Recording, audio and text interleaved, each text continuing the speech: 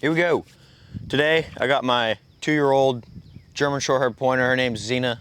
I've done all the training myself, so I'm going to show y'all one of the deals that I've had a lot of questions on recently, and it's a very important one, especially for an upland bird dog. That's WOAH breaking.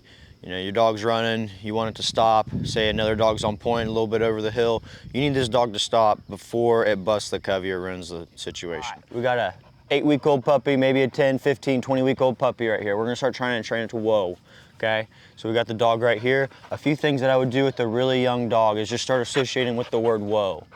One thing you wanna really make sure of though is that you don't do WOAH and sit on the same day and the same hour for sure, okay? WOAH and sit need to be on completely different days. So when I'm talking to this dog, when I'm saying WOAH, make sure they're not sitting. So I would just, on a young puppy right now, I would just maybe see WOAH.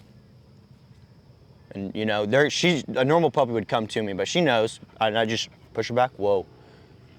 That's all you need to do, WOAH. And I'd when she starts coming at me, WOAH, no sitting. They are not allowed to sit on WOAH.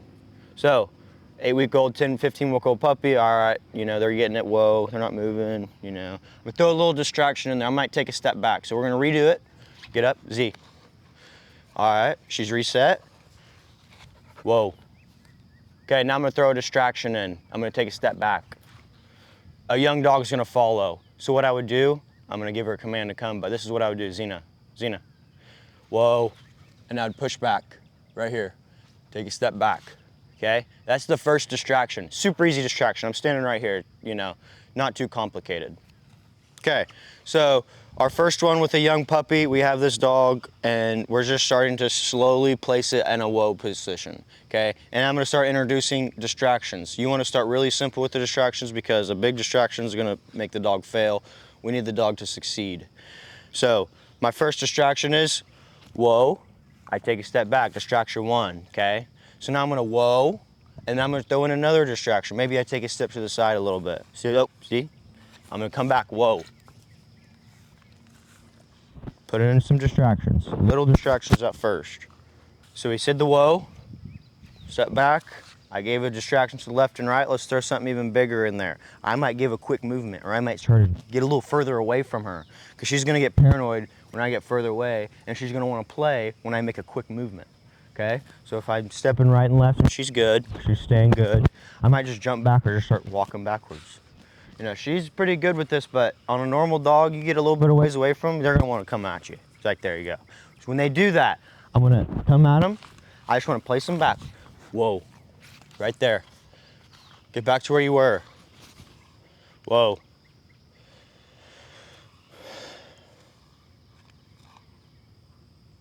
Good.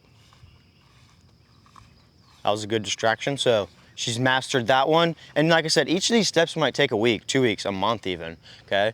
Especially that first one where, you know, it's just setting them back. They're 8 weeks old, you can't do nothing with them. I'm just trying to start a development here. So don't rush these steps. Each step kind of, you know, depending on the dog, at least a week, I would say. Sit. So this one I am starting with sit, and that's why I changed this because I don't want to associate sit with WOAH. So this is the next step. I'm gonna sit the dog. You can even WOAH the dog and just have them stand, and I've done that too, but this is how I started doing it. So sit, and this is something my dad taught me too, but I've perfected it a little bit to where I like it. Okay, I'm still on camera. So what I'm gonna do, and this is another reason why I changed this from the second step, from the first to the second, because when you send this dog to me, I'm gonna call this dog to me, halfway there I'm gonna WOAH it. That's hard because the dog's excited about coming to me and she has to change mindsets, say no, I have to stop. So let's demonstrate. She should do it perfect, but you know, you never know. Since I said that, she's not gonna. Zena, here, WOAH. There you go. Here, WOAH. Here, good, see. Good girl, babies. That's how good girls in the baby. Yeah, that's a good girl. That was perfect. But I like how I started off with the first few steps and then we transitioned to this one. My dad would start with this, but he would do it right here. So Zena, sit, stay. And the young puppy, he would say, here, he'd say here, and then he'd say, whoa, right as he got to him. And then he'd just take a step back. Pretty simple. All right. Pretty simple. But I pretty much took that step out and then replaced it with those others. So we're teaching the dog to stand and stay first, and then we're gonna maybe apply it to a real life application, which I would consider that somewhat real life application. Okay, so now we got a pretty good dog. You know, she's showing some good signs. I'm gonna start really testing her. I'm gonna start really working on this WOAH. When you're in the field, this dog might see my other dog on point, and the last thing it's gonna wanna do is stop. It's gonna wanna go up there, it's gonna wanna check it out, or maybe there's an armadillo running and it's after an armadillo and I gotta whoa this dog. This dog, my point is that the dog is full of adrenaline. So now I'm gonna start incorporating other distractions. I'll get right back with you. Let me go grab a ball. What you doing? Go play. Now she can get back into the camera. Oh, whoa, we're gonna do it. Whoa. So right here, same thing. Whoa.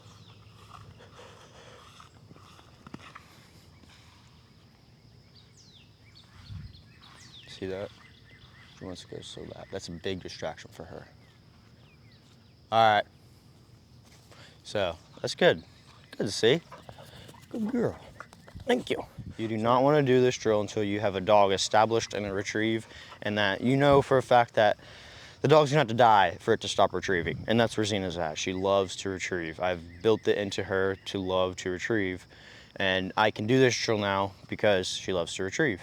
Where am I? All right, I'm gonna toss this paw en route. She's gonna stop. Heel.